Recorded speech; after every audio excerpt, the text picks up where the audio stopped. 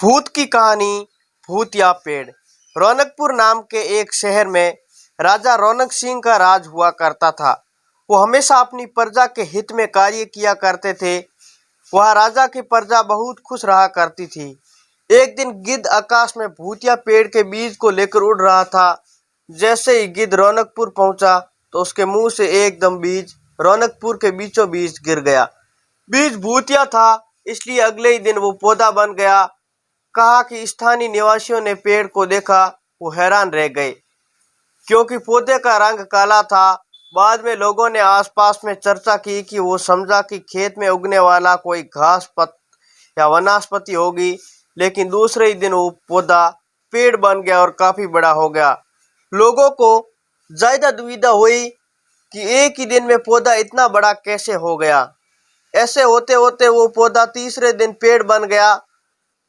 समय बीतता गया और लोग भी तेजी से बढ़ने लगे।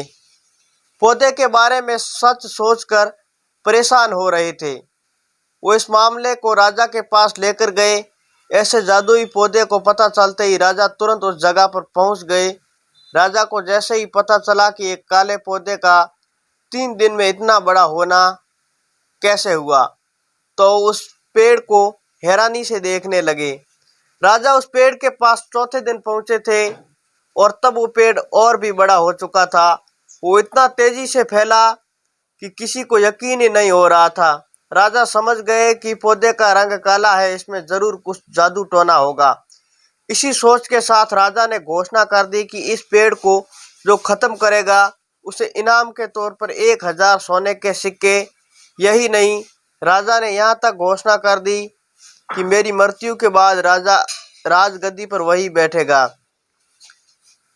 इतनी घोषणा सुनने के बाद कोई पेड़ को खत्म करने में अपना दिमाग लगाने लगा। राजा के सारे चतुर मंत्रियों ने तरकीब लगाई, लेकिन नाकाम रहे।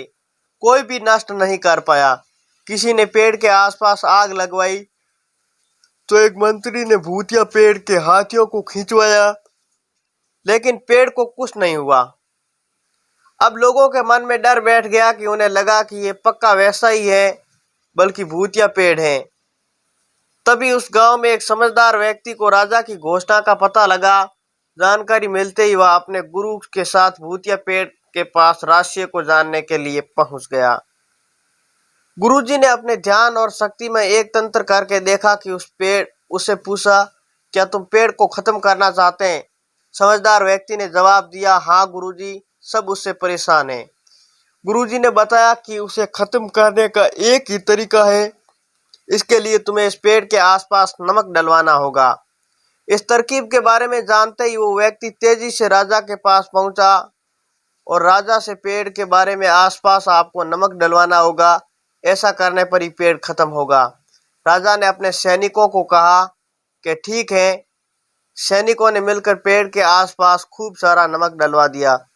नमक डालने के एक दिन बाद ही पेड़ का आकार कुछ कम हुआ। होते होते 5वें दिन पेड़ एकदम छोटा हो गया। इसके बाद गलकर वो गायब भी हो गया। उस व्यक्ति की तरकीब काम आई और राजा ने खुश होकर इनाम में 1000 सोने के सिक्के और उसके बाद एक पत्र दिया जिसमें लिखा था कि राजा मरने के बाद उसकी गद्दी को संभालेगा। वो समझदार व्यक्ति खुश होकर घर चला गया। कहानी से ये सीख मिलती है कि ऐसी कोई मुसीबत नहीं होती जिसका समाधान ना किया जा सके।